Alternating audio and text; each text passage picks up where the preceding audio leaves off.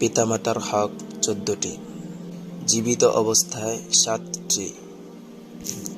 নম্বর 1, আজমত অর্থাৎ পিতামাতার প্রতি শ্রদ্ধাশীল হওয়া।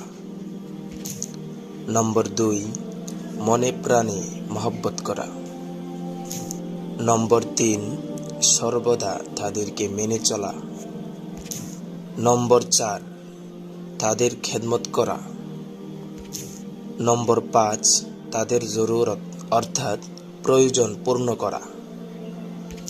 নম্বর 6, তাদেরকে সর্বদা আরাম পৌঁছানোর ফিকির করা। নম্বর 7, নিয়মিত তাদের সাথে সাক্ষাৎ ও দেখাশোনা করা। মৃত্যুর পর 7টি। নম্বর 1, তাদের মাগফিরাতের জন্য দোয়া করা। নম্বর 2, সওয়াব রেসানি করা। নম্বর 3, তাদের সাথী সঙ্গী এবং আত্মীয় স্বজনের সম্মান করা। নম্বর 4, সাথী সঙ্গী ও আত্মীয় স্বজনের সাহায্য করা। নম্বর 5, ঋণ পরিশোধ ও আমানত আদায় করা।